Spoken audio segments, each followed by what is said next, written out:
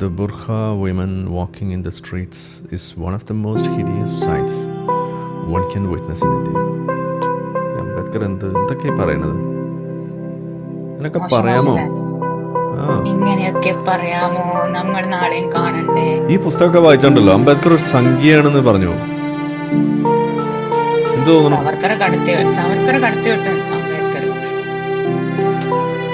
അംബേദ്കറോടുള്ള എല്ലാ മതിപ്പും പോയി. ഒരുമാതിരി സംഖ്യകൾ വരണ മാതിരിയുള്ള കാര്യങ്ങളൊക്കെ പറഞ്ഞുകൊണ്ടിരിക്കും. മനോരമ ഹോർത്തൂസ് വേദിയിൽ നടത്തിയ ഒരു ചർച്ചയുടെ ഭാഗമായിട്ട് ചില കാര്യങ്ങൾ പറഞ്ഞു. നിങ്ങൾ കണ്ടു കാണും, നമ്മളതിനെക്കുറിച്ച് വീഡിയോ ചെയ്തതാണ്. അപ്പോൾ ആ ഒരു വീഡിയോ വന്നതിന് ശേഷം വലിയ ചർച്ചയായിരിക്കുകയാണ്. അപ്പോൾ എന്താണ് അതിൻ്റെ കാതലായ വശം എന്ന് ചോദിച്ചു കഴിഞ്ഞാൽ, ഇത്ര നാളും അംബേദ്കർ പറഞ്ഞ ഇസ്ലാമത വിമർശനം, അതുപോലെ മുസ്ലിം വിമർശനം, ആ സാധനം ഇവിടെ ഈ അംബേദ്കറൈസ്റ്റുകൾ എന്ന് പറഞ്ഞ് നടക്കുന്ന ഉടായ്പന്മാർ പുറത്ത് പറയാറുണ്ടായിരുന്നില്ല. അവർ പറയുന്ന ആളുകളൊക്കെ ഉണ്ടില്ല എന്നൊന്നും പറയുന്നില്ല. പക്ഷേ ഇവിടെയുള്ള ആളുകൾ പറഞ്ഞുകൊണ്ട് നടന്നിരുന്നത്, ഇപ്പോൾ ശ്യാംകുമാർ, അതുപോലെ കപ്പിക്കാട്, പിന്നെ അങ്ങനത്തെ കുറേ ശിങ്കടികളൊക്കെ ഉണ്ട്. ഈ ജാതി ടീമിൻ്റെയൊക്കെ മെയിൻ പരിപാടി എന്ന് പറഞ്ഞു കഴിഞ്ഞാൽ അംബേദ്കർ പറഞ്ഞ ഹിന്ദുത്വ, അതല്ലെങ്കിൽ ഹിന്ദുമത വിമർശനം, ഈ മനുസ്മൃതി കത്തിച്ചത്, ഇതൊക്കെ വലിയ സംഭവമായിട്ട് പറഞ്ഞിങ്ങനെ കൊണ്ട് നടക്കുക. അതാണ് അംബേദ്കർ ചെയ്തിരുന്നത്, അത് മാത്രമേ ചെയ്തിരുന്നു ഉള്ളൂ എന്ന രീതിയിലൊരു പ്രതീതി സൃഷ്ടിക്കുക. ഇതാണ് ഇവിടെ നടത്തിക്കൊണ്ടിരുന്ന ഒരു സ്ഥിരം പരിപാടി. അതിന് വലിയൊരു വെല്ലുവിളി നേരിടുന്ന ഒരു അവസ്ഥ, അതാണ് ഈ ഹോർത്തൂസ് ചർച്ചയിൽ സംഭവിച്ചത്. അപ്പോൾ അതിനുശേഷം അംബേദ്കർ പറഞ്ഞ ആ ഒരു ഇസ്ലാമത വിമർശനം എന്ന നിലയ്ക്ക് കാണാൻ പറ്റുന്ന കാര്യങ്ങൾ കൂടി പുറത്തേക്ക് വരുന്നു. അത് വന്നപ്പോൾ ഇവിടെ സംഭവിക്കുന്നത് എന്താണെന്ന് പറഞ്ഞു കഴിഞ്ഞാൽ, അതിനെ അങ്ങ് മെഴുകുകയാണ്, കിടന്ന് മെഴുകുകയാണ്. ഇവർക്ക് എത്ര അതിന് മറുപടി പറഞ്ഞിട്ടും അത് ഞങ്ങൾ ഉദ്ദേശിച്ചത് അതല്ല ഇതാണെന്നൊക്കെ പറഞ്ഞിട്ട് ഒന്നും അങ്ങോട്ട് ശരിയാണ്, വെടിപ്പാവുന്നില്ല. അപ്പോൾ ഇങ്ങനെ നിരന്തരം ഓരോരോ കാര്യങ്ങൾ പറഞ്ഞ് പുതിയ പുതിയ സംഭവങ്ങളായിട്ട് കൂടുതൽ കുഴിയിലേക്ക് പോകുന്ന കാഴ്ച അതാണ് ഉണ്ട്. അപ്പോൾ അതിൻ്റെ ഭാഗമായിട്ട് എന്താണ് ദ ക്യൂ എന്ന് പറയുന്ന ഒരു ചാനലിൽ TS ശ്യാംകുമാർ പോയിട്ട് നടത്തിയ ഒരു ചർച്ച, അതിന് അവരിട്ട ടൈറ്റിൽ പോലും ഒരു സ്ട്രോമൻ ആർഗ്യുമെൻറ്റ് വെച്ചിട്ടാണ് കാര്യങ്ങൾ ചെയ്തു തുടങ്ങുന്നതെന്നുള്ളതാണ് ഇതിൽ ഏറ്റവും വലിയ തമാശ. അപ്പോൾ അവരുടെ ഭാഗം ഒന്ന് സ്ഥാപിച്ചെടുക്കാൻ വേണ്ടിയിട്ട് നടത്തുന്ന തത്രപ്പാടുകൾ, അതിനുവേണ്ടി നടത്തുന്ന ഉടായ്പ തരികിട പരിപാടികൾ, അതാണ് നമ്മളിന്ന് ഇവിടെ ഒന്ന് കാണാൻ പോകുന്നത്, ഒന്ന് വിശകലനം ചെയ്യാൻ പോകുന്നത്. അപ്പോൾ ശ്യാംകുമാറിൻ്റെ ആ ചർച്ച ഇതാണ് ഒന്നാമത്തെ, ഇല്ലെങ്കിൽ ഇതിലെ പ്രധാനപ്പെട്ട കാര്യം. പിന്നെ ഇതിൻ്റെ ഒരു തുടക്കം എന്ന നിലയ്ക്ക് പറയുകയാണെങ്കിൽ, ഇപ്പോൾ അംബേദ്കറിനെ നമ്മളെങ്ങനെയാണ് കാണുന്നതെന്ന് ചോദിച്ചു കഴിഞ്ഞാൽ, ലോകത്ത് മുഴുവൻ കണ്ടുകൊണ്ടിരിക്കുന്ന ഒരു പ്രധാനപ്പെട്ട വിഷയമാണ് ഇസ്ലാമത ആ ആശയം കൊണ്ട് നടക്കുന്ന ആളുകൾ നടത്തുന്ന ഐഡൻറ്റിറ്റി പൊളിറ്റിക്സും, അത് വെച്ചുകൊണ്ട് മതേതര ജനാധിപത്യ സമൂഹങ്ങൾ നേരിടുന്ന വലിയ തകർച്ച, വലിയ വെല്ലുവിളികൾ. ഇതാണ് ഒരു വശത്ത് പ്രധാന ഒരു പ്രശ്നം. അതിന് മറുപടി എന്നോണം, അതിൻ്റെ ഒരു റിയാക്ഷൻ എന്നോണം ആ സ്ഥലങ്ങളിൽ വലതുപക്ഷ ശാക്തീകരണം നടക്കുന്നു. വലിയ കോളിളക്കം സൃഷ്ടിക്കുന്ന തരത്തിലുള്ള ചർച്ചകൾ, അതുപോലെ അതിൻ്റേതായിട്ടുള്ള ബുദ്ധിമുട്ടുകൾ, ഹെയ്റ്റ് പൊളിറ്റിക്സ്, അങ്ങനെയുള്ള സാധനങ്ങൾ അവിടെ വളർന്നു വരുന്നു. ഇതാണ് നമ്മൾ കാണുന്ന ഒരു കാഴ്ച. അപ്പോൾ നമ്മളുടെ ഇതിനെ കാണുന്ന ഒരു രീതി എന്ന് പറഞ്ഞു കഴിഞ്ഞാൽ, ഇന്ത്യയിലേക്ക് വരുമ്പോൾ ഇന്ത്യയിൽ ഈ പറയുന്ന രണ്ട് സംഗതികളെയും തടയാൻ പറ്റുന്ന പാകത്തിന് നിലയുറപ്പിച്ചിട്ടുള്ള ഒരു ആശയം, ആ ആശയത്തിന് വിത്ത് പാകിയ, അതിന് വേണ്ടിയുള്ള ആ ഗ്രൗണ്ട് വർക്ക് നടത്തിയ ഒരു മഹത് വ്യക്തി, അതാണ് അംബേദ്കർ എന്ന രീതിയിലാണ് ഞാനൊക്കെ കാണുന്നത്. എന്ന് വെച്ചാൽ ഇസ്ലാമത രാഷ്ട്രീയം, അവരുയർത്തുന്ന ആ ഒരു ഐഡൻറ്റിറ്റി പൊളിറ്റിക്സ്, അതിനും ഇവിടെ വേരൂന്നാൻ സാധിക്കാത്ത ഒരു അവസ്ഥ ഉണ്ടാക്കാനും, അതിനി വന്നാൽ തന്നെ അതിന് തടയാൻ പാകത്തിനുള്ള സാധനങ്ങൾ പറഞ്ഞു വെച്ചുകൊണ്ട് പറഞ്ഞാൽ സംഖ്യയാകാതെ ഇരിക്കുന്ന ഒരേ ഒരു ആൾ, അത് അംബേദ്കർ മാത്രമാണ് എന്ന രീതിയിലേക്ക് വരുമ്പോൾ സ്വാഭാവികമായിട്ടും ഇവിടെ ഒരു വലതുപക്ഷ ശാക്തീകരണം ഇല്ലാതെ തന്നെ ഇതിനെ കൃത്യമായ രീതിയിൽ അഡ്രസ്സ് ചെയ്യാൻ തീരുമാനിക്കുന്ന ഒരാൾക്ക് അവരുടെ ശബ്ദമാകാൻ അംബേദ്കറിന് സാധിക്കുന്നു എന്നതാണ് അംബേദ്കറിൻ്റെ പ്രസക്തി. അതാണ് അംബേദ്കറിനെ ശരിയായ രീതിയിൽ ഉടായ്പൊക്കെ മാറ്റിവെച്ച് നമ്മൾ ചെയ്തു കഴിഞ്ഞാൽ ഇവിടെ നമുക്ക് സാധിക്കുന്ന ഒരു കാഴ്ച. അത് ഇന്ത്യയുടെ ഒരു വലിയൊരു രക്ഷകനായിട്ട് മാറുന്ന ഒരു കാഴ്ചയാണ്. അപ്പോൾ ഇസ്ലാമിക് ഐഡൻറ്റിറ്റി പൊളിറ്റിക്സും ഇവിടെ വിലപ്പോവില്ല. അതിന് മറുപടി എന്നോണം എന്ന് പറഞ്ഞുകൊണ്ട് എത്ര ശക്തമായ വലതുപക്ഷ ധ്രുവീകരണമോ ശാക്തീകരണമോ എന്തു തന്നെ സംഭവിക്കാൻ വേണ്ടി നോക്കിയാലും അതുപോലും ഇവിടെ സാധ്യമാകാത്ത രീതിയിൽ ഇതിനെ രണ്ടിനെയും ഒരേപോലെ തടയാൻ കഴിയുന്ന ഒരു രീതി, ഒരു അവസ്ഥ സൃഷ്ടിക്കാൻ അംബേദ്കറിന് സാധിച്ചിട്ടുണ്ട്. അത് എന്നുള്ളതാണ് നമ്മൾ ആലോചിക്കുന്നത്. ആ ഒരു കാലത്ത് 1950കളിൽ തന്നെ അത് ഇവിടെ നമുക്ക് സ്ഥാപിച്ച് കഴിഞ്ഞിട്ടാണ് അദ്ദേഹം പോയത് എന്നും കൂടി നമ്മളിവിടെ അറിയുന്നു. ആ രീതിയിൽ നമ്മളതിനെ മനസ്സിലാക്കുന്നു. പക്ഷേ ഇവിടെ ഈ ഒരു സംഗതിയെ പാടെ തമസ്കരിച്ചുകൊണ്ട് ഇത് ഹിന്ദുമത വിമർശനം മാത്രമാണ് ഇതിൻ്റെ ഒരു പ്രധാനപ്പെട്ട ലക്ഷ്യം എന്ന രീതിയിലേക്ക് ഇതിനെ വളച്ചൊടിച്ച് അവരുടെ ആവശ്യങ്ങൾക്ക് വേണ്ടിയിട്ട് ഇത് ഉപയോഗിക്കുന്നതാണ് ഇവിടുത്തെ ഈ ഉടായ്പ് അംബേദ്കറൈസ്റ്റുകൾ ചെയ്തുകൊണ്ടിരിക്കുന്നത്. അതിനെയാണ് നമ്മളിവിടെ എക്സ്പോസ് ചെയ്യപ്പെട്ടത്. അപ്പോൾ നമുക്കിനി അതിൻ്റെ ആ വിശദമായ വശത്തിലേക്ക് കിടക്കാം. ഞാനൊരു ഇൻട്രോ പറഞ്ഞു എന്നേ ഉള്ളൂ, അതിലേക്ക് കിടക്കാമല്ലോ അല്ലേ? അംബേദ്കറാണ് ഒരു പ്രധാന പ്രശ്നം. അംബേദ്കർ മുസ്ലിം വിരുദ്ധനാണ് എന്നുള്ളൊരു നറേറ്റീവ് ഇങ്ങനെ സോഷ്യൽ മീഡിയയിലും അതുപോലെ തന്നെ ഇങ്ങനെ നിൽക്കുകയാണ്. അംബേദ്കറിൻ്റെ കൃതികളിൽ ഒരു മുസ്ലിം വിമർശനം കാണുന്നതുകൊണ്ട് ആ ഒരു പശ്ചാത്തലത്തിൽ കൂടിയാണ് അംബേദ്കർ മുസ്ലിം വിരുദ്ധനാണ് എന്നുള്ള ഈ ഒരു നറേറ്റീവ് സമൂഹത്തിലേക്ക് വരുന്നത്. ശരിക്കും അംബേദ്കർ മുസ്ലിം വിരുദ്ധനാണോ? ഓക്കെ, അപ്പം ഇതിൽ നമുക്ക് കാണാലോ, ഈ ചോദ്യം തന്നെ ഒരു പരിപാടി ഉണ്ടല്ലോ, ചോദ്യം ശരിയല്ലെന്നോ അങ്ങനെ എന്തോ ഒരു പരിപാടി ഉണ്ട് ശരിക്കും. അതുപോലെയാണ് അത്. ഈ ചോദ്യം തന്നെ തെറ്റാണ്. ഈ ഇന്റർവ്യൂ ശരിക്കും നമ്മൾ കാണേണ്ട ആവശ്യം തന്നെ ഇല്ല. കാരണം അംബേദ്കർ മുസ്ലിം വിരുദ്ധനാണെന്ന് ഒരു മനുഷ്യനും പറഞ്ഞിട്ടില്ല. ഓക്കെ, ഏതോ വിനയ് കത്യാർ ഏതോ ഒരു സംഖ്യ എവിടെയോ ഗുജറാത്തിൽ എവിടെയോ പറഞ്ഞിട്ടുണ്ടെന്ന് ഇയാൾ പിന്നെ പറയുന്നുണ്ട്. പക്ഷെ ആരിഫിന്റെ ചാനലിൽ ആരിഫാണെങ്കിലോ നമ്മളാണെങ്കിലോ മുസ്ലിം വിരുദ്ധനാണെന്ന് നമ്മൾ ഒരിക്കലും ഇപ്പൊ പോലും പറഞ്ഞിട്ടില്ല അല്ലെ. അപ്പൊ ഇതിൽ നിന്നിപ്പോ നിങ്ങൾ കാണാൻ പോകുന്നത് ഞാൻ ജസ്റ്റ് സ്പോയിലർ ആയിട്ട് പറയാം. അപ്പം അംബേദ്കർ മുസ്ലിം വിരുദ്ധനാണെന്ന് പറയും, എന്നിട്ട് കുറെ ഭാഗങ്ങൾ ഇങ്ങനെ എടുത്തുകൊണ്ട് വരും. അംബേദ്കർ മുസ്ലിം വിരുദ്ധനല്ല എന്ന് കാണിക്കും. അതുപോലെ തന്നെ അംബേദ്കർ പ്രോ മൈനോറിറ്റി ആണെന്ന് കാണിക്കും. എന്നിട്ട് പിന്നെ പറയും മുസ്ലിങ്ങൾ എന്താണ്, പിന്നെ വിക്ടിം കാർഡ്, പിന്നെ പഴയ ബോംബ് കഥ തന്നെ. എന്നിട്ട് അവസാനം എല്ലാം വെടിപ്പാക്കി നമസ്തേ എന്ന് പറഞ്ഞു പോകും. പക്ഷെ അംബേദ്കർ വിമർശിച്ച ഇസ്ലാമിനെ ഇവര് തൊടുന്നുണ്ടോ എന്ന് നിങ്ങൾ നോക്കാം. ഞാൻ ജസ്റ്റ് തുടക്കത്തിൽ പറയുന്നുള്ളൂ, നിങ്ങൾ ശ്രദ്ധിക്കാൻ വേണ്ടിയിട്ട്. അപ്പോൾ ഇതന്നെയാണ് ആ ചിത്രം, ഒരു സ്ട്രോമൻ ആർഗ്യുമെന്റ്, ഒരു വൈക്കോലുണ്ട ഉണ്ടാക്കി വെക്കുന്ന ഒരു ഫാൾസ് പ്രമിസ് സെറ്റ് ചെയ്യാൻ. നമ്മളിവിടെ ആരും പറയുന്നില്ല, ആ വേദിയിൽ ശ്രീത്ത് മണിക്കർ പോലും പറഞ്ഞിട്ടില്ല മുസ്ലിം വിരുദ്ധനാണ്. എന്താ അവിടെ കൃത്യമായിട്ട് പറഞ്ഞത്? ഹിന്ദു മതത്തെയും ഹിന്ദു മതത്തിൻ്റെ ആശയങ്ങളെയും വിമർശിച്ച പോലെ തന്നെ ഇസ്ലാം മതത്തിലെയും ഈ മുസ്ലിങ്ങൾ കൊണ്ട് നടക്കുന്ന ആ ആശയത്തിൻ്റെയും ഒക്കെ കാര്യങ്ങളും വളരെ കൃത്യമായിട്ട് വിമർശിക്കുന്ന ഒരാളായിരുന്നു, അല്ലെങ്കിൽ വിമർശിച്ച ആളാണ് അംബേദ്കർ. എന്തുകൊണ്ട് നിങ്ങൾ അതിനെക്കുറിച്ച് പറയുന്നില്ല എന്നതാണ് അവിടെ ചോദിച്ചത്. അതിന് നിങ്ങൾ ഇങ്ങനെ കടന്നിട്ട് ഉരുണ്ട് പരണ്ട് ഇതുപോലെ മെഴുകുന്ന എന്തിനാണ് എന്നാണ് നമ്മൾ ചോദിച്ചത്. അതിനിപ്പോൾ വീണ്ടും നമ്മൾ കാണുന്നത് നിങ്ങൾ വീണ്ടും മെഴുകാണ്. അതിനിപ്പോൾ ഒരു ആയുധമാക്കിയിരിക്കുന്നത് ഈ പറയുന്ന സ്ട്രോമൻ ആർഗ്യുമെൻ്റ് ആണ്. മുസ്ലിം വിരുദ്ധനാണ് എന്ന്. അങ്ങനെയാണെന്നുണ്ടെങ്കിൽ ഹിന്ദുമത വിമർശനം നടത്തിയ ഈ അംബേദ്കർ ഒരു ഹിന്ദു എന്താണ് വിരുദ്ധനാണ് എന്ന് പറയുന്ന ഒരു നിലവിടെ ഉണ്ടാവും. അത് പറയുന്ന ആളുകളുണ്ട്. ഇപ്പോൾ സായി ദീപകിനെ പോലുള്ള ആളുകൾ, പിന്നെ ചില ഈ സംഘികൾ പറയുന്ന സാധനമാണ് അംബേദ്കറിന് ഹിന്ദുമതം അറിയില്ല, അംബേദ്കർ ഒരു ഹിന്ദു വിരുദ്ധനാണ് എന്ന് പച്ചയ്ക്ക് പറയുന്ന ആളുകളാണ്. അപ്പോൾ നിങ്ങൾ ഈ പറയുന്ന സ്റ്റാൻസ് എടുത്തുകൊണ്ട് മുസ്ലിം വിരുദ്ധനല്ല എന്ന് സ്ഥാപിക്കുന്ന ആ ഒരു സ്റ്റാൻസ് നമ്മൾ എടുക്കുകയാണ് എന്നുണ്ടെങ്കിൽ അതേ അപ്രോച്ച് ഈ പറയുന്ന സംഘികളോട് നമ്മൾ കൊടുക്കേണ്ടതായിട്ട് വരും. കാരണം അവരും ചെയ്യുന്നത് അത് തന്നെയാണ്. എന്തുകൊണ്ട് ഈ പറയുന്ന ഹിന്ദു വിരുദ്ധനല്ല എന്ന് കാണിക്കാൻ വേണ്ടി, അല്ലെങ്കിൽ ഇസ്ലാമിനെ കുറിച്ച് അറിയാത്ത കാര്യങ്ങൾ പറഞ്ഞു, അതേപോലെ ഹിന്ദു മതത്തെക്കുറിച്ച് അറിയാത്ത കാര്യങ്ങൾ പറയുന്നു എന്ന രീതിയിൽ കാണിച്ചുകൊണ്ട് അവർ പറയുന്നു. അപ്പോൾ അത് നമ്മൾ എടുക്കേണ്ടി വരില്ലേ? എന്തിനാണ് നിൽക്കണമെന്ന് നമ്മൾ ചോദിക്കുന്നത്.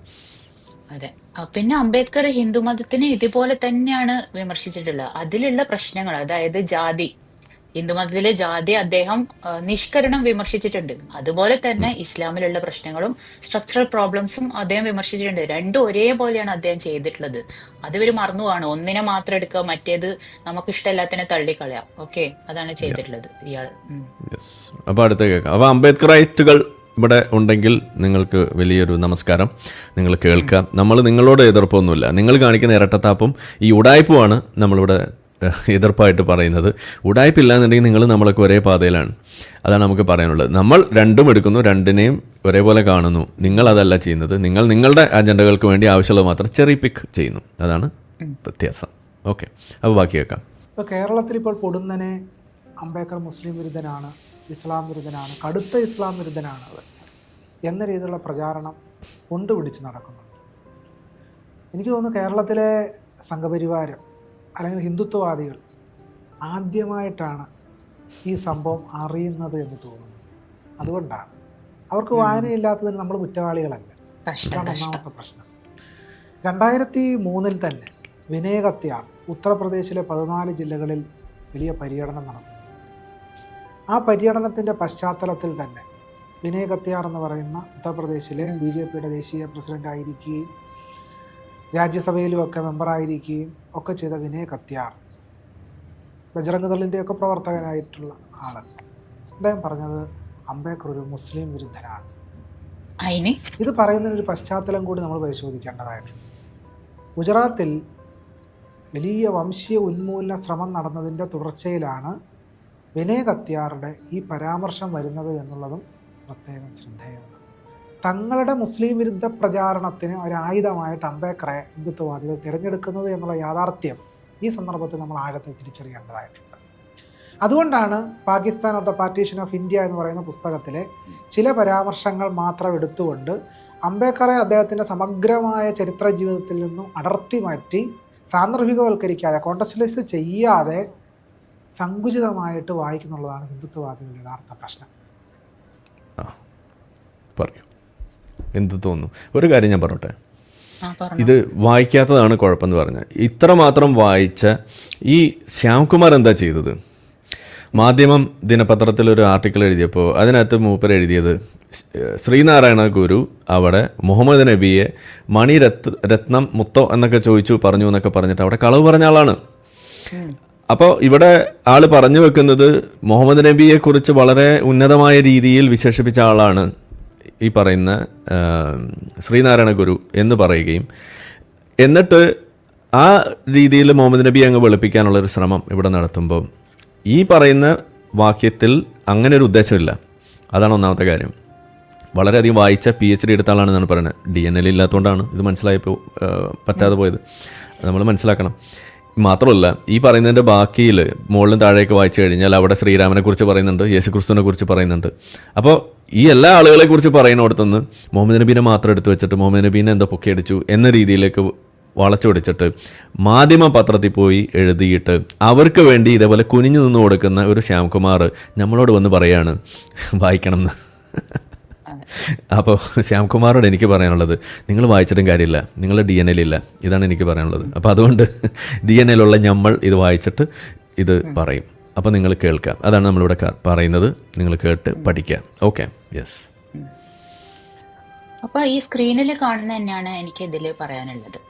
അംബേദ്കർ എഴുതിയ പല കാര്യങ്ങളും ഹിന്ദുത്വവാദികൾ എടുക്കുന്നു എന്നുള്ളത് കൊണ്ട് അംബേദ്കർ എഴുതിയത് തെറ്റാവോ? അംബേദ്കർ എഴുതി അപ്പൊ ഹിന്ദുത്വവാദികൾ അവരുടെ വേറെ എന്തെങ്കിലും കാരണത്തിന് വേണ്ടിയിട്ട് ഉപയോഗിക്കുന്നു. അത് എന്തു പറഞ്ഞാലും ഹിന്ദുത്വം വളരും, അപ്പം മിണ്ടാതിരിക്കണം. ഇത് നമ്മുടെ എക്സ് മുസ്ലിംസും പറയലുണ്ടല്ലോ, അത് സെയിം ആർഗ്യുമെന്റ്, റൈറ്റ്? ഇദ്ദേഹം ചോദിക്കുന്ന ചോദ്യങ്ങൾ തെറ്റാണ്. നമ്മൾ ചോദിക്കേണ്ടത് എന്താണ്? അംബേദ്കർ ഇസ്ലാമിനെ പറ്റി എന്താണ് പറഞ്ഞത്? ആ ക്രിറ്റിസിസം വാലിഡ് ആണോ? അതിൽ ഫാക്ച്വലി എന്തെങ്കിലും പ്രശ്നമുണ്ടോ എന്നാണ് ചോദിക്കേണ്ടത്. അതിന് പകരം ആ ക്രിറ്റിസിസം ആരൊക്കെയാണ് ഉപയോഗിക്കുന്നത്, അവർക്ക് അതിൽ നിന്നും എന്തൊക്കെ നേട്ടങ്ങൾ ഉണ്ടാവും, അവർക്ക് പൊളിറ്റിക്കൽ മൈലേജ് അതുകൊണ്ട് ഉണ്ടാവുന്നുണ്ടോ, അതുകൊണ്ട് ഹിന്ദുത്വം വളരുന്നുണ്ടോ എന്നുള്ള തരത്തിലേക്കൊക്കെ പോയി എവിടേക്കോ ആണ് എത്തുന്നത്. എന്നിട്ട് റിയൽ ക്രിറ്റിസിസം അഡ്രസ് ചെയ്യുന്നേ ഇല്ല. അപ്പൊ അതിലൂടെ എന്താ സംഭവിക്കുന്ന വെച്ചാൽ ആ ഒരു ഡൈല്യൂഷൻ ഓഫ് ദ ക്രിറ്റിസിസം ആണ് നടക്കുന്നത്. പിന്നെ അംബേദ്കറിന്റെ പുസ്തകത്തിൽ എന്താ പറഞ്ഞത്? ഇസ്ലാം മതങ്ങളിൽ പ്രശ്നങ്ങളുണ്ട്, മുസ്ലിങ്ങൾ റിഫോം ചെയ്യണം എന്നാണ് അദ്ദേഹത്തിന്റെ പുസ്തകങ്ങളിൽ പറഞ്ഞിട്ടുള്ളത്. നിങ്ങൾ ഇതെല്ലാം കൂടി സോപ്പിട്ട് പതപ്പിച്ച് വെളുപ്പിച്ച് കുട്ടപ്പനാക്കി മുഹമ്മദ് നബിനെ മുത്തുമണിയാക്കി എല്ലാം അടിപൊളിയാക്കി വെച്ചാൽ ആ ഒരു റിഫോമിനുള്ള സാധ്യത, അംബേദ്കർ പറഞ്ഞ സാധ്യത, നിങ്ങൾ പ്രവർത്തിക്കുന്ന അംബേദ്കർക്ക് എതിരായിട്ടാണ് എന്നാ ഞാൻ പറയുള്ളൂ. ഇതെല്ലാം ഒളിപ്പിച്ച് കുട്ടപ്പനാക്കി വെച്ചിട്ട് ആ ഒരു എന്തെങ്കിലും ഇത്തിരി സാധ്യത ഉണ്ടെങ്കിൽ അത് ഉണ്ടാവാതിരിക്കാനുള്ള ഒരു ചുറ്റുപാടാണ് നിങ്ങൾ ഉണ്ടാക്കുന്നത്. പിന്നെ ഇപ്പൊ അദ്ദേഹം ചെയ്തിട്ടുള്ളത് വേറൊരു ഫാലസിയാണ്. അതിന് മോട്ടീവ് സബ്സ്റ്റിറ്റ്യൂഷൻ എന്ന് നമുക്ക് പറയാം. ഒരു കാര്യം ഉണ്ട്, ഓക്കെ, ആ കാര്യം വേറൊരാള് വേറൊരു രീതിയിൽ ഉപയോഗിക്കുന്നു, അതുകൊണ്ട് ആ കാര്യം നൾ ആൻഡ് വോയിഡ് ആവുന്നു. അങ്ങനെ പറയുന്നതോടുകൂടി ആ മോട്ടീവ് സബ്സ്റ്റിറ്റ്യൂഷൻ ആണ് അദ്ദേഹം സ്മാർട്ട്ലി ചെയ്തിട്ടുള്ളത്. പലതരം ഫാലസികൾ നമ്മൾ ഇനി കാണും കേട്ടോ ഇതില്. ഇതിൽ ഒരു കാര്യം ഒന്ന് വായിക്കാം. ഈ പറയുന്ന പുസ്തകത്തിൽ വായിക്കണം എന്നാണല്ലോ പറഞ്ഞത്. ഇതിനകത്ത് അംബേദ്കർ എഴുതിയ ഒരു ഭാഗം, there can thus be no manner of doubt that the Muslim society in India is afflicted by the same social evils as afflict the Hindu society. Indeed, the Muslims തന്നെയാണ് കേട്ടോ ഇവിടെ പറഞ്ഞിരിക്കുന്നത്, have all the social evils of the Hindus and something more. ഹിന്ദുക്കൾക്കുള്ള അത്രയും social ഈവൾസ് അത് മുസ്ലിങ്ങളെയും ബാധിച്ചിട്ടുണ്ട്, മാത്രമല്ല അതിനേക്കാൾ കൂടുതലുണ്ടെങ്കിലേ ഉള്ളൂ എന്ന് പറയുന്നു. എന്നിട്ട് അതിൽ അടുത്ത സെൻറ്റൻസ് പറഞ്ഞിരിക്കുന്നത് that something more is the compulsory system of purdah for Muslim women. ഒരു എക്സാമ്പിൾ പറഞ്ഞു എന്നേ ഉള്ളൂ. അപ്പോൾ ഹിന്ദുമതത്തെ മാത്രം എടുത്തു പറഞ്ഞു എന്ന് ആ പരാതി ഇവിടെ പറയുമ്പോൾ, അല്ലെങ്കിൽ ഈ ഇസ്ലാമിനെ കുറിച്ച് പറഞ്ഞത് അടർത്തി മാറ്റുന്നു എന്ന് പറയുമ്പോൾ നമ്മൾ ചോദിക്കുന്ന ഇതാണ്, കോണ്ടെക്സ്റ്റുവലൈസ് ചെയ്യണമെന്ന് നിങ്ങൾ പറയുന്നു. നിങ്ങൾ എന്തുകൊണ്ടാണ് ഈ ഇസ്ലാമത വിമർശനത്തെ കോണ്ടെക്സ്റ്റുവലൈസ് ചെയ്യാത്തത്? ശരിയായ രീതിയിൽ കോണ്ടെക്സ്റ്റുവലൈസ് ചെയ്യാത്തത് എന്താണ്? ഇതാണ് നമ്മൾ ചോദിക്കുന്നത്. അവിടെ ഹിന്ദു മതത്തിനെ അഡ്രസ്സ് ചെയ്യുന്ന ആൾക്ക് സമാനമായതും അല്ലെങ്കിൽ അതിനേക്കാൾ കൂടുതലുമായ കാര്യങ്ങളെ ഇസ്ലാം മതത്തിലുള്ളത് കാണാൻ സാധിച്ചതിൻ്റെ ആ കോണ്ടെക്സ്റ്റിൽ നിന്നുകൊണ്ട് പറഞ്ഞ സാധനത്തെ നിങ്ങൾ വളച്ചൊടിക്കുന്നത് എന്തിനാണ്? ഇതാണ് നമ്മൾ ചോദിക്കുന്നത്. ഇല്ലയെന്നാണോ നിങ്ങൾ പറഞ്ഞു വെക്കുന്നത്? കേരളത്തിൽ ഇപ്പോൾ എന്തുകൊണ്ട് ഹിന്ദുത്വ അജണ്ട വന്നു എന്ന് ചോദിച്ചാൽ, കേരളത്തിൽ അതിശക്തമായ രീതിയിൽ ഇസ്ലാമോഫോബിയ വ്യാപിച്ചിട്ടുണ്ട്. അതിശക്തമായ ഒരു മുസ്ലിം വിരുദ്ധ വികാരം കേരളത്തിൽ നിലനിൽക്കുന്നുണ്ട്. അതുകൊണ്ടാണ് ലവ് ജിഹാദ്, ലാൻഡ് ജിഹാദ്, ഇനി എന്തൊക്കെ ജിഹാദുകളാണ് വരാനിരിക്കുന്നത്. ഇങ്ങനെ പലതരം ജിഹാദ് പരാമർശങ്ങൾ നമ്മുടെ സമൂഹത്തിൽ വളരെ ആഴത്തിൽ നിലനിൽക്കുന്നുണ്ട്. ഈ മുസ്ലിം വിരുദ്ധ വികാരം, ഇസ്ലാമോഫോബിയ നിലനിൽക്കുന്നത് കൊണ്ടാണ് ഇപ്പോൾ കേരളത്തിൽ ഡോക്ടർ ബി ആർ അംബേദ്കറെ ഒരു മുസ്ലിം വിരുദ്ധനായിട്ട് ചിത്രീകരിക്കാൻ ഹിന്ദുത്വവാദികൾക്ക് കഴിയുന്നതിൻ്റെ കാരണം അതാണ്. അപ്പോൾ ഇദ്ദേഹത്തിൻ്റെ ജിഹാദ് എന്താണെന്ന് അറിയില്ല. ജിഹാദിനെ കുറിച്ച് വായിക്കൂ മിസ്റ്റർ എന്താണ് ശ്യാംകുമാർ. ഇസ്ലാമോഫോബിയ എന്ന് പറയുന്നത് ഒരു ഇൻഡാസാണ്. അതെന്താണെന്ന് പഠിക്കൂ. നമ്മൾ എക്സ് മുസ്ലിങ്ങളായിരുന്നു പറയുന്നത്. നിങ്ങൾ എങ്ങനെയാണോ ഈ ജാതി വ്യവസ്ഥിതിക്ക് എതിരെ നിങ്ങൾ പറയുന്നത്, അത് നിങ്ങൾ അനുഭവിക്കുന്നു എന്ന് നിങ്ങൾ പറയുമ്പോൾ നമ്മളിവിടെ ഇരുന്നിട്ട് നിങ്ങൾ ബ്രാഹ്മണോഫോബിയാണ് പറയണത് എന്നതുകൊണ്ടാണ് നിങ്ങളത് പറയുന്നതെന്ന് പറഞ്ഞാൽ എങ്ങനെ ഇരിക്കും? അപ്പം ഞങ്ങൾ ഇതിനകത്ത് ജീവിച്ച ഇതിൻ്റെ ബുദ്ധിമുട്ടുകൾ മനസ്സിലാക്കിയിട്ട ഒരു ആളാണ്, ഒരു മുസ്ലിമായി ജനിച്ച് വളർന്ന ആളാണ്, പിങ്ക് യൂണിക്കോൺ അതുപോലുള്ള ഒരാളാണ്. അപ്പം നമ്മൾ അതിനെക്കുറിച്ച് പറയുമ്പോൾ നിങ്ങൾ ഇരുന്നിട്ട് ഇതിനെ വെളുപ്പിക്കുന്നു. ഞാൻ പച്ചയ്ക്ക് പറയുന്നു, നിങ്ങൾ എന്തോ കുറച്ച് ആളുകൾ ഏതോ ബ്രാഹ്മണൻ്റെ എന്തോ കിണ്ടിയുടെ സാധനം കിട്ടിയതിൻ്റെ പേരിൽ ബാക്കിയുള്ള ബ്രാഹ്മണന്മാരെ മുഴുവൻ ഇതേപോലെ തെറി പറഞ്ഞ് നടക്കുന്നതാണ് നിങ്ങളുടെ പ്രശ്നമെന്ന് ഞാൻ പറഞ്ഞ എങ്ങനെ ഇരിക്കും? നമ്മളത് പറയില്ല. കാരണം നമ്മുടെ DNA ഉണ്ട്, നിങ്ങളുടെ DNA ഇല്ല. അതാണ് വ്യത്യാസം. അപ്പം നിങ്ങൾ പോയിട്ട് പഠിച്ചിട്ട് കാര്യമൊന്നുമില്ല, എന്നാലും ഒന്ന് പഠിച്ചു നോക്കുക. അതായത് എന്താണ് ജിഹാദ്, എന്താണ് ഇസ്ലാമോഫോബിയ, ആരാണ് ഇസ്ലാമോഫോബിയ? കൃത്യമായിട്ട് ഖുർആനിൽ എഴുതി വച്ചിരിക്കുന്നു. നാം അവരുടെ മനസ്സുകളിൽ ഭയം ഇട്ട് കൊടുക്കും, അന്നേരം അവരുടെ പെരടി പോയി വെട്ടുക, അവരെ ടെററൈസ് ചെയ്യണം എന്ന് കൃത്യമായിട്ട് ഖുർആനിൽ എഴുതി വച്ചിരിക്കുന്നു. യുദ്ധം നടത്തി അവരെ പോയി ടെററൈസ് ചെയ്ത് അവരെ കീഴ്പ്പെടുത്തണം എന്ന് ഖുർആനിൽ എഴുതി വച്ചിരിക്കുന്നു. ഇതാണ് ഇസ്ലാം പഠിപ്പിക്കുന്നത്. ഇതിനെ നിങ്ങൾ ഇസ്ലാം ഫോബിയ എന്ന് വിളിക്കും, നമ്മൾ ഇസ്ലാമോ ഫിയർ എന്ന് പറയും. അത്ര വ്യത്യാസമുള്ളൂ. അപ്പോൾ DNA ഇല്ലെങ്കിലും ഞാൻ പറയുന്നു, നിങ്ങൾ പഠിക്കണം. ഓക്കെ, എനിക്ക് ഇക്കാര്യത്തിൽ വേടനോട് വലിയ നന്ദിയാണ്, കാരണം ഉള്ള കാര്യം പറഞ്ഞു തന്നു. അതുകൊണ്ട് ഞാൻ കുറേ കാലമായിട്ട് ആലോചിക്കുന്ന കാര്യം, എന്തുകൊണ്ടാണ് നിങ്ങൾക്ക് ഈ കാര്യം ഒന്നും മനസ്സിലാവാത്തെന്നുള്ളത്. അല്ലെങ്കിൽ നിങ്ങൾക്ക് ഉളുപ്പുണ്ടാവും ഈ മാധ്യമത്തിൽ പോയിട്ട് മുഹമ്മദ് നബിയെ പോയി ഇതുപോലെ പൊക്കിയടിക്കാൻ. ഇമ്മാതിരി തെണ്ടിത്തരമൊക്കെ കാണിച്ചാണെന്നുള്ള ഒരു ചങ്ങാതിയാണ് മുഹമ്മദ് നബി. എന്നുവെച്ചാൽ ഇതുപോലെ അടിമയെ വെച്ചും കച്ചവടം നടത്തിയും ഒക്കെ നടന്നിരുന്ന ഒരാൾ. ഞാനൊരു കാര്യം ഇവിടെ പറയാം. ഇത് ഈ പുസ്തകത്തിൽ തന്നെയുള്ളൊരു വാചകം ഒന്ന് വായിച്ചു, അത് വായിച്ചിട്ട് നമുക്ക് അതിലേക്ക് പോവാം. ഇതിലിതേ അംബേദ്കർ തന്നെ എഴുതുന്നു, take the caste system. Islam speaks of brotherhood. Everybody infers that Islam must be free from slavery and caste. Regarding slavery, nothing needs to be said. It stands abolished now by law. But while it existed, much of its support was derived from Islam and Islamic countries. While the prescriptions by the Prophet regarding the just and humane treatment of slaves contained in the Quran are praiseworthy, there is nothing whatever in Islam that lends support to the abolition of this curse. As Sir W. Moyer has well said, rather while lightening, he reverted the fetter. There is no obligation on a Muslim to release his slaves. ഇതാണ് പറയുന്നത്. എൻ്റെ താഴത്തെ sentence, but if slavery has gone, caste among Musalmans has remained എന്നും കൂടി പറഞ്ഞിട്ടാണ് ഇവിടെ നിർത്തുന്നത്. ഇത് ഇസ്ലാമോഫോബിയ ആവുന്നത് എങ്ങനെയാണ്? ഇതാണ് ഇസ്ലാമിലെ വസ്തുത. ഈ അടിമത്തം സംബന്ധിച്ച് ഏറ്റവും മികച്ച രീതിയിൽ മനസ്സിലാക്കിയിട്ടുള്ള ഒരു വ്യക്തിയാണ് അംബേദ്കർ എന്ന് നമ്മൾ പറയും. കാരണം ഇത് തന്നെയാണ് ഇതിൽ എഴുതി വെച്ചിരിക്കുന്നത്. അതായത് ഒരു മുസ്ലിമിന് ഒരു ബാധ്യതയില്ല അടിമയെ വിട്ടയക്കണം എന്ന രീതിയിൽ തന്നെയാണ് ഇസ്ലാം പഠിപ്പിക്കുന്നത്. അടിമയെ വെക്കാം, പൂശാം, ഇതാണ് ഇസ്ലാം പഠിപ്പിക്കുന്നത്. യെസ്, വായിക്കണം. DNA ഉണ്ടാവില്ല, എന്നാലും പറയാണ്. അപ്പോൾ ഞാൻ വിചാരിക്കണത് ടി എസ് ശ്യാംകുമാർ ഒരു 1940-കളിലൊക്കെയാണ് ജീവിച്ചിരുന്നെങ്കിൽ അംബേദ്കറെ ഇസ്ലാമോഫോബിക് ആണെന്ന് ഇദ്ദേഹം സംഗീതം വിളിക്കും, സംഗീതം വിളിക്കും, ഇസ്ലാമോഫോബിയാണ്, നിങ്ങൾക്ക് മിണ്ടാതിരുന്നൂടെ എന്ന് അംബേദ്കറോട് വേണമെങ്കിൽ പോയി ചോദിക്കും. കാരണം അത്രയും നിശിതമായ വിമർശനമാണല്ലോ അദ്ദേഹം വെച്ചിട്ടുള്ളത്. പിന്നെ ഇത് ഇവരുടെ സ്ഥിരം നമ്പർ, എന്തെങ്കിലും ഒന്ന് ക്രിട്ടിസൈസ് ചെയ്യുമ്പോഴത്തേക്കും വിക്ടിം കാർഡുമായിട്ട് വരിക. നമ്മള് ചക്കര മതം, നമ്മളെ ഒന്നും പറയാം, ആർക്കും ഒന്നും പറയാൻ പാടില്ല, ആ ഒരു ഇമ്മ്യൂണിറ്റി. സത്യം പറയാലോ, നമ്മൾ ഈ മതത്തിനെ വിമർശിക്കാനുള്ള ഒരു മെയിൻ കാരണം, എനിക്ക് ആരിഫിനെ പോലെ മതത്തിൽ നിന്ന് അങ്ങനെ നേരിട്ട് ഭയങ്കരമായ പ്രശ്നങ്ങളൊന്നും എനിക്ക് നേരിട്ടിട്ടില്ല. പക്ഷെ ഒരു സാധനം നിങ്ങൾ വിമർശിക്കരുത് അങ്ങനെ പറയുമ്പോൾ അതെന്താ വിമർശിച്ചാല് അങ്ങനെ നമുക്ക് തോന്നില്ല. അങ്ങനെ ഒരു സ്പെഷ്യൽ പ്ലേസ് എന്തിനാണ് കൊടുക്കുന്നത്? എന്തെങ്കിലും പറയുമ്പോഴത്തേക്ക് എടുക്കുന്ന ഇസ്ലാമോഫോബിയ കാർഡ്, അതിന്റെ ഒന്നും ആവശ്യമില്ല. നിങ്ങൾ വസ്തുതകൾ പറയുമ്പോൾ നിങ്ങൾ വസ്തുതകളെ അഡ്രസ് ചെയ്യുക. ഓക്കെ, അപ്പൊ നിങ്ങൾ വെറുതെ നിങ്ങൾ പുസ്തകം വായിക്കാത്തവരാണെന്നുള്ള അഡ്ഹോമിനം, പിന്നെ പറയാത്ത ആർഗ്യുമെന്റ് സ്ട്രോമാൻ, പിന്നെ മോട്ടീവ് സബ്സ്റ്റിറ്റ്യൂട്ട് ചെയ്യുക, പിന്നെ ഇതുമാതിരിയുള്ള ഇരവാദം. ഇതിൽ നിന്നൊന്നും നിങ്ങൾക്ക് രക്ഷപ്പെടാൻ പറ്റില്ല. കാരണം അംബേദ്കർ മൂപ്പര് എഴുതി വെച്ചിട്ടുള്ളത് നിങ്ങൾ അത് ഞാൻ പറയുന്നത് നിങ്ങൾ അംബേദ്കറിനെ വായിക്കൂ, വായിച്ചിട്ടില്ല അല്ല അങ്ങനെ പറയരുത്. അവർ വായിച്ചിട്ടുണ്ട്, DNL ഇല്ലാത്തതിൻ്റെയാണ്. അത് നമ്മൾ മനസ്സിലാക്കുക. അത് മറന്നു പോകുന്നു. പിങ്ക് യൂണിക്കോൺ നോട്ട് ചെയ്യുക. ഒരു DNL ഇല്ല, അതാണ് മറന്നു പോകുന്നത്. എന്റെ DNL ഇല്ലാത്തോണ്ടായിരിക്കും. അപ്പോൾ ഇയാളും താഴ്ന്ന ജാതിയാ?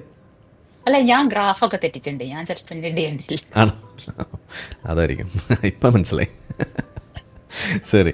അപ്പോൾ അല്ല, ഞാൻ ചോദിക്കുന്നത് വേറെ കാര്യം. ഇവിടെ ഈ ഇസ്ലാമോഫോബിയ ഉണ്ട് എന്ന് പറഞ്ഞിട്ട് ഇദ്ദേഹം നിലവിളിക്കേണ്ട കാര്യം എന്താ ഉള്ളതെന്നാണ് എനിക്ക് മനസ്സിലാവാത്തത്. അതെന്തിനാന്നാണ് എനിക്ക് പിടിയിട്ടത്. ഇപ്പൊ ബ്രാഹ്മണോഫോബിയ ഉണ്ട് എന്ന് പറഞ്ഞ് ഞാൻ നിലവിളിച്ച് എങ്ങനെ ഇരിക്കും? ഇദ്ദേഹം ഈ താഴ്ന്ന ജാതികൾ അവരുടെ ദളിത് വിഷയങ്ങളൊക്കെ അഡ്രസ്സ് ചെയ്യുന്നു, അതൊക്കെ പറയാണ്. ഹിന്ദു ഫോബിയ ഉണ്ടെന്ന് പറഞ്ഞിട്ട് ഇപ്പം ഞാൻ നിലവിളിക്കുകയാണെങ്കിൽ എങ്ങനെ ഇരിക്കും? നിങ്ങൾ ആ വിഷയത്തെ അഡ്രസ്സ് ചെയ്യുക, അതല്ല വേണ്ട. ആ വിഷയം അഡ്രസ്സ് ചെയ്യുന്ന ആളുകൾ അവരെ വഴിക്ക് വിടുക, അതാണ് ചെയ്യേണ്ടത്. നമ്മൾ ഇസ്ലാമിൻ്റെ പ്രശ്നങ്ങൾ പറയുന്ന ആളുകൾ നമ്മളിത് കാണുന്നു, നിങ്ങൾ പറയുന്നതിലെ പൊള്ളത്തരം നമുക്ക് കാണാൻ കഴിയുന്നു. നിങ്ങൾക്ക് ഇസ്ലാമിനെ കുറിച്ച് ഒരു കണയറിയില്ല, അതാണ് നമ്മൾ പറയുന്നത്. ടി എസ് ശ്യാംകുമാറിനെ ഞാൻ വെല്ലുവിളിക്കുന്നു. മുന്നേ വെല്ലുവിളിച്ചിട്ടുള്ളതാണ് കേട്ടോ. മൂപ്പര് വരാതെ മുങ്ങിയടക്കാണ് ഉള്ള കാര്യമാണ്. ഈ പറയുന്ന ഇസ്ലാമോഫോബിയ എന്ന് പറഞ്ഞുകൊണ്ട് ഇവർ നടത്തുന്ന പല പ്രഭാഷണങ്ങൾ നമ്മൾ കേട്ടിട്ടുണ്ട്. അതുപോലെ തന്നെ അതിൻ്റെ പല എഴുത്തുകളും ഈ മാധ്യമത്തിലടക്കം. ആ സമയത്താണ് നമ്മൾ പറഞ്ഞത്, ഈ വിഷയം സംബന്ധിച്ചിട്ട് നിങ്ങളൊരു പൊതു ചർച്ചയ്ക്ക് ഒരു സംവാദത്തിന് നിങ്ങൾ തയ്യാറാവുക എന്ന് വിളിച്ചിട്ട് മുങ്ങിയടക്കാണ്.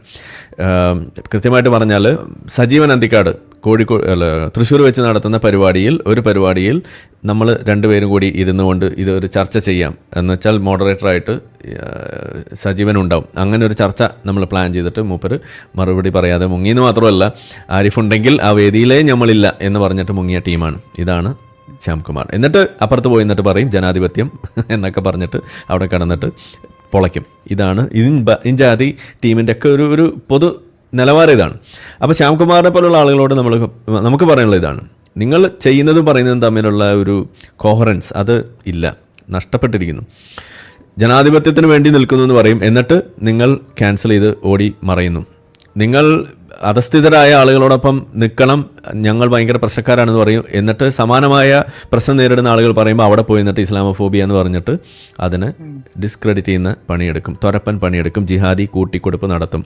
ഇതാണ് നിങ്ങൾ ചെയ്തുകൊണ്ടിരിക്കുന്നത്. അപ്പോൾ നിങ്ങൾ വെറും ഒരു ജിഹാദി കൂട്ടിക്കൊടുപ്പുകാരൻ്റെ ലെവലിലേക്ക് താഴ്ന്നിരിക്കുന്നു എന്നതും കൂടിയാണ് നമുക്കിവിടെ കാണാൻ കഴിയുന്നത്. ഇത് ജിഹാദികൾ പറയുന്ന വാദമാണ്. ഇസ്ലാമിനെ വിമർശിക്കുമ്പോൾ ഇസ്ലാമോഫോബിയ എന്ന് പറയുന്ന സാധനം വെച്ചിട്ട് അതിനെ ഡിസ്ക്രെഡിറ്റ് ചെയ്യുക എന്ന് പറയുന്നത്. ആ പണി തന്നെയാണ് നിങ്ങളിവിടെ എടുക്കുന്നത്. അതിനെയാണ് നമ്മൾ ജിഹാദി കൂട്ടിക്കൊടുപ്പ് എന്ന് പറയാം. നിങ്ങൾ അത് വളരെ ഭംഗിയായിട്ട് ചെയ്യുന്നു. ആ കാര്യം നിങ്ങളുടെ DNL ഉണ്ട്. ഇനി കൂട്ടിക്കൊടുപ്പ് നിങ്ങളുടെ DNL ഉള്ള സാധനമാണെന്ന് എനിക്കറിയില്ല കേട്ടോ, അതുകൊണ്ടാണോന്ന് എനിക്കറിയില്ല. എന്തായാലും മറ്റേ സാധനം നിങ്ങളുടെ DNL ഇല്ലാത്താണെന്ന് നിങ്ങൾ സമ്മതിച്ചാണ്. യെസ്, ഇതിനി പോകെ കാണോ എന്ത് ഇസ്ലാമിസ്റ്റുകൾ വെളുപ്പിക്കുമോ ഇതുപോലെ തോന്നുന്ന ചില മൊഴി രത്നങ്ങളൊക്കെ ഇനി വരാൻ പോകുന്നുണ്ട്. അപ്പോഴാണ് എനിക്ക് തോന്നുന്നത് എന്തായിരിക്കും ഇവർക്കുള്ള പ്രചോദനം. ഓക്കെ, അവരുടെ കാസ്റ്റ് ഇഷ്യൂസിനെ പറ്റി അവർക്ക് പറയുമ്പോൾ അത് മനസ്സിലാവും, അവരത് നേരിട്ടതായിരിക്കാം, ആ ഒരു ഇതിൽ നിന്ന് ആ ഒരു പേഴ്സണൽ എക്സ്പീരിയൻസ് എന്ന് വരുന്നത്. പക്ഷെ ഈ ഒരു മതത്തിൽ ഇത്രയും പ്രശ്നങ്ങളുള്ള ഒരു മതത്തിന് അറ്റ്ലീസ്റ്റ് മിണ്ടാതിരിക്കുകയാണെങ്കിൽ പിന്നെ മനസ്സിലാക്കാം. ഇതിന് പുറത്തേക്ക് വന്ന് ഇത്ര ഔട്ട്സ്പോക്കൺ ആയിട്ട് അതിനെ സപ്പോർട്ട് ചെയ്യാൻ എന്താണ് അവരുടെ ആ ഒരു ചേതോവികാരം എന്ന് എനിക്ക് തീരെ മനസ്സിലാവുന്നില്ല. അംബേദ്കറെ മുസ്ലിം വിരുദ്ധനാക്കാനായിട്ട് അതിനുള്ള പ്രധാനപ്പെട്ട തെളിവുകളായിട്ട് ഇവർ മുന്നോട്ട് വെക്കുന്ന ചില കാര്യങ്ങളുണ്ട്. ഒന്ന് ഈ പറഞ്ഞതുപോലെ പുസ്തകങ്ങളിലെ പരാമർശങ്ങൾ. ബുർഖയെ അദ്ദേഹം വിമർശിച്ചിട്ടുണ്ട്. അതുപോലെ തന്നെ മലബാർ കലാപത്തിനെതിരെ അദ്ദേഹം സംസാരിച്ചിട്ടുണ്ട് എന്നുള്ളതൊക്കെയാണ്. ഈ ടെക്സ്റ്റുകളെ മുൻനിർത്തിക്കൊണ്ട് അംബേദ്കറെ മുസ്ലിം വിരുദ്ധനായി ചിത്രീകരിക്കുകയാണ് ചെയ്യുന്നത്. അത് നമുക്ക് മുന്നിൽ തെളിവുകളായി നിൽക്കുക കൂടിയല്ലേ അത്? അല്ലെങ്കിൽ ആഴത്തിൽ സമഗ്രമായിട്ട് വേണം ഡോക്ടർ ബി ആർ അംബേദ്കറെ നമ്മൾ പരിശോധിക്കാൻ. അദ്ദേഹത്തിന്റെ ജീവിതത്തിൽ ഉടനീളം ഇത് നമ്മുടെ വിശ്വാസികൾ കോയമാർ പറയുന്ന ഡയലോഗല്ലേ, മുകളിൽ താഴെ വായിക്കണം. യുദ്ധസന്ദർഭം എന്താണ് അല്ല, അവരുടെ കൂടെ കൂടിയിട്ട് ഇങ്ങനെ പറയൂലേ, ചാണകൻ ചാരിയാർ. അതെ, ഇത് ഒട്ടക ചാണകം ചാരിയന്റെ കുഴപ്പമാണ്. മുസ്ലിം വിരുദ്ധനായിട്ടാണോ ജീവിച്ചത്? മുസ്ലിങ്ങൾക്കെതിരെ നിരന്തരം സംസാരിച്ചിരുന്ന ഒരാളാണ്. കോൺസ്റ്റിറ്റ്യൂഷൻ അസംബ്ലിയിൽ ന്യൂനപക്ഷങ്ങളുടെ വിഷയത്തിൽ എന്തായിരുന്നു അംബേദ്കർ എടുത്ത നിലപാടുകൾ? ഇതൊക്കെ വെച്ചിട്ടാണല്ലോ നമ്മൾ പരിശോധിക്കേണ്ടത്. അതുകൊണ്ട് നമുക്ക് ആ അദ്ദേഹത്തിൻ്റെ എഴുത്തുകളിലേക്ക് നമുക്ക് വളരെ വിശദമായി തന്നെ കടന്നു പോകേണ്ടതായിട്ടുണ്ട്. 1930 ഡിസംബർ 31 വട്ടമേശ സമ്മേളനത്തിൽ ന്യൂനപക്ഷങ്ങൾക്കായുള്ള ഉപസമിതിയിൽ ഡോക്ടർ ബി ആർ അംബേദ്കർ ഇപ്രകാരം പ്രസ്താവിച്ചു. ആ പ്രസ്താവന നമുക്കൊന്ന് വായിക്കാം. ഭൂരിപക്ഷ ഭരണം ഉറപ്പാക്കുന്ന ഏതു ഭാവി ഇന്ത്യൻ ഭരണഘടനയുടെ പേരിലും ആ ഭൂരിപക്ഷ ഭരണം എന്നത് യാഥാസ്ഥിതിക ഹൈന്ദവരുടെ ഭരണമായിരിക്കുമെന്നതിൻ്റെ സംശയത്തിൻ്റെ നിഴൽ പോലും ഇല്ലെന്ന് മറ്റ് ന്യൂനപക്ഷങ്ങളോടൊപ്പം മർദ്ദിത വിഭാഗങ്ങളും ഭയക്കുന്നു. അപ്പോൾ ഭൂരിപക്ഷ ഭരണം എന്നത് ഒരു സവർണ ഹൈന്ദവരുടെ ഭരണം മാത്രമായി ചുരുങ്ങാൻ പാടില്ല എന്നാണ് അംബേദ്കർ സൂചിപ്പിക്കുന്നത്. നീതിയുടെയും സമത്വത്തിൻ്റെയും നന്മ നിറഞ്ഞ അന്ധക്കരണത്തിൻ്റെയും ശോധന യാഥാസ്ഥിതിക ഹിന്ദു വിശ്വാസങ്ങളോടും മുൻവിധികളോടും കൂടി ഒരു ഭൂരിപക്ഷമായിരിക്കുമെന്നതാണ് ഇതിലെ വലിയ അപകടം. അപ്പോൾ ഭൂരിപക്ഷ ഭരണം എന്ന് പറയുന്നത് അത് യാഥാസ്ഥിതിക ഹിന്ദുത്വ ഭരണമായിരിക്കും. അതിനുള്ള സാധ്യതയിലേക്കാണ് അംബേദ്കർ വിരൽ ചൂണ്ടുന്നത്. നിയമരൂപീകരണത്തിലോ ഭരണനിർവഹണത്തിലോ മറ്റു പൊതു പൗരത്വ അവകാശങ്ങളിലോ ന്യൂനപക്ഷങ്ങളോട് വിവേചനം കാട്ടിയേക്കാവുന്നതാണ് മറ്റൊരു വലിയ അപകടം. അതുകൊണ്ട് ഭയപ്പെടുത്തുന്ന വിവേചനം അസാധ്യമായ രീതിയിൽ ന്യൂനപക്ഷങ്ങളുടെ നില സംരക്ഷിക്കേണ്ടതുണ്ട് എന്ന് ഒന്നാം വട്ടമേശ സമ്മേളനത്തിൽ അസന്ദിഗ്ധമായി പ്രഖ്യാപിച്ച ആളാണ് ഡോക്ടർ ബി ആർ അംബേദ്കർ. നല്ല കാര്യമല്ലേ? ഇതിനെന്താ പ്രശ്നം? അതെ, അത് അംബേദ്കർ ആന്റി മെജോറിറ്റേറിയൻ ആയിരുന്നു. അതുകൊണ്ട് അദ്ദേഹം ഓട്ടോമാറ്റിക്കലി പ്രോ ഇസ്ലാം ആവും. മാത്രമല്ല, ഇനി നമ്മൾ കാണാൻ പോകുന്നുണ്ട് കുറച്ച് കഴിഞ്ഞിട്ട്, ഇസ്ലാം മെജോറിറ്റി ആയിട്ട് വന്നാൽ എന്ത് സംഭവിക്കും എന്ന് അംബേദ്കർ വളരെ കൃത്യമായിട്ട് എഴുതിയിട്ടുണ്ട്, പറയുന്നുണ്ട്. He was against all unchecked majority governments and power structures. Okay, അത് ആ ഒരു സാഹചര്യത്തിൽ അദ്ദേഹം എഴുതിയ ആ ഭാഗത്ത് അദ്ദേഹം അഡ്രസ് ചെയ്യുന്നത് ഹിന്ദുത്വ മെജോറിറ്റീനെ പറ്റി ആയിരുന്നു. അപ്പൊ അദ്ദേഹത്തിന് എപ്പോഴും മൈനോറിറ്റീസിന് റൈറ്റ്സ് ഉണ്ടാവണം, അതൊക്കെ നമ്മൾ അംഗീകരിക്കുന്ന കാര്യമാണല്ലോ. അതുകൊണ്ട് അപ്പൊ നേരിട്ട് അങ്ങോട്ട് പ്രോ ഇസ്ലാം അല്ല ഇസ്ലാം എല്ലാം വെളുപ്പിച്ച് അങ്ങോട്ട് എടുത്തിട്ടുണ്ട്. അതാണ് നമ്മൾ ചോദിക്കുന്നത്. ഇത് ഈ സ്റ്റേറ്റ്മെന്റ് തന്നെയാണ് ഹോർത്തൂസിൽ ശ്രീജിത്തും പറഞ്ഞു വെച്ചത്. അതായത് അംബേദ്കർ ഹിന്ദു മതവുമായി കണക്ട് ചെയ്തുകൊണ്ട് ഹിന്ദുത്വ മെജോറിറ്റേറിയനിസം സംബന്ധിച്ചും അതുപോലെ അതിൻ്റെ വിഷയങ്ങൾ ജാതി വ്യവസ്ഥിതിയുമായി കണക്ട് ചെയ്തിട്ടുള്ള കാര്യങ്ങൾ, ഇൻജാതി എല്ലാ സാധനങ്ങളും ഉൾക്കൊള്ളുന്നു, അതിനെ ഡിനൈ ചെയ്യുക എന്ന് പറഞ്ഞു കഴിഞ്ഞാൽ ഇറ്റ്സ് ലൈക്ക് ഹോളോകോസ്റ്റ് ഡിനയൽ എന്നുവരെ അതിനെ പറഞ്ഞിട്ടാണ് ബാക്കി കാര്യം ചോദിച്ചത്. ഇതന്നെയാണ് നമ്മൾ പറയുന്നത്. അംബേദ്കർ പറഞ്ഞ ഈ സാധനത്തെ നമ്മളും എടുക്കുന്നു. ഈ പറയുന്ന സാധനം ഉണ്ടായാൽ പ്രശ്നമാണ്, ഹിന്ദുത്വ മെജോറിറ്റേറിയനിസം എന്ന് പറഞ്ഞാൽ അത് അപകടമാണ്, ഒരു സംശയമില്ല, അതെല്ലാവരും അംഗീകരിക്കുന്നു. പക്ഷേ അത് ഉള്ളതുകൊണ്ട് എങ്ങനെയാണ് അംബേദ്കർ ഈ പറയുന്ന നമ്മൾ പറയാത്ത സാധനമാണ്, എന്നാലും നമ്മൾ ചോദിക്കുകയാണ്, അംബേദ്കർ ഈ പറയുന്ന ഇസ്ലാമിനെ എവിടെയും ഇതുപോലെ എതിർത്ത് പറഞ്ഞിട്ടില്ല, അല്ലെങ്കിൽ അംബേദ്കർ ഇസ്ലാമിനെ ഉൾക്കൊണ്ടു എന്നൊരു പ്രതീതി നിങ്ങൾ സൃഷ്ടിക്കുന്നത് എന്തിനാണ്? ഇത് നമ്മൾ ചോദിക്കുന്നത്. അങ്ങനെയല്ല, ഇതേ മെജോറിറ്റേറിയനിസം അത് ഇസ്ലാമിൻ്റെ ഭാഗമായിട്ട് വന്നാലും അതിനെയും തള്ളണം എന്ന് തന്നെയല്ലേ അംബേദ്കർ പറഞ്ഞത്. അപ്പം പിന്നെ ഇതിവിടെ പറയേണ്ട കാര്യം എന്തുള്ളതെന്നാണ് നമ്മൾ ചോദിക്കുന്നത്. നിങ്ങൾക്ക് മനസ്സിലാവാത്തതിൻ്റെയാണ്. DNA വേണേ, അതാണ്. ഞാൻ ചോദിക്കുന്നത്, അപ്പം ഇവരെക്കാട്ടിലും ഞാൻ ഈ പോളിടെക്നിക്കിലൊന്നും പോയിട്ടില്ല, എന്നാലും എനിക്ക് തോന്നുന്നത് നമ്മളാണ് ഇവരെക്കാട്ട് കൂടുതൽ അംബേദ്കറിസ്റ്റുകൾ. കാരണം നമ്മൾ അംബേദ്കർ പറഞ്ഞ എല്ലാ വശങ്ങളും നമ്മൾ എടുക്കുന്നു. ഇവർ അംബേദ്കർ പറഞ്ഞ 50% കാര്യങ്ങൾ മാത്രമേ എടുക്കുന്നുള്ളൂ. അങ്ങനെ തോന്നിയിട്ടില്ലേ? അംബേദ്കറെ തള്ളുന്ന അംബേദ്കറിസ്റ്റ് അതാണ് ഇവിടെ നമ്മൾ പറയുന്നത്. തുടക്കത്തിൽ പറഞ്ഞ ആ സാധനം, ഇവര് ശരിക്കും അംബേദ്കറിസ്റ്റുകളല്ല, ഇവർ ശരിക്കും ആരാണ്? മണ്ഡലിസ്റ്റുകൾ. മണ്ഡലിസ്റ്റുകളാണ് എന്ന് നമ്മൾ പറയുന്നതാണ്. ഈ പറയുന്ന വാദങ്ങൾ തന്നെയായിരുന്നു മണ്ഡൽ ഉന്നയിച്ചിരുന്നത്. എന്നിട്ട് അവസാനം പാകിസ്ഥാനിലേക്ക് പോയി അവിടുന്ന് അടിയും കിട്ടി തിരിച്ചു വന്നപ്പോൾ മൂപ്പർക്ക് അപ്പോഴാണ് കാര്യം പിടികിട്ടിയത്. ഇതാണ് സംഭവിച്ചത്. ഇത് തന്നെയാണ് ഇവർക്ക് ഉണ്ടാവാൻ പോണത്. ഇവർ ഈ ജമാഅത്ത് ഇസ്ലാമിയുടെ കൂടെ കൂടുന്നു, മീഡിയ വണ്ടി പോയിട്ട് എഴുതുന്നു, അവിടെ കൂടെ നിന്ന് കഴിഞ്ഞാൽ ഉണ്ടാകുന്ന ഈ ഈത്തപ്പഴവും ഒക്കെ തിന്ന് കൊഴുക്കാം എന്നാണ് ഇവർ ധരിക്കുന്നത്. നിങ്ങൾ തിന്നു കൊഴുക്കലൊന്നും ഉണ്ടാവില്ല. നിങ്ങളെ ഉപയോഗിച്ച് അവർ അധികാരത്തിൽ കയറുമെന്ന് പോപ്പുലർ ഫ്രണ്ടിൻ്റെ ഡോക്യുമെൻ്റ് വരെ എഴുതി വെച്ചിരിക്കുകയാണ്. യൂട്ടിലൈസ് SC ST OBCs എന്ന് പച്ചക്ക് എഴുതി വെച്ചത്. നിങ്ങൾ അവരുടെ വെറും ചട്ടുകങ്ങൾ മാത്രമാണ്.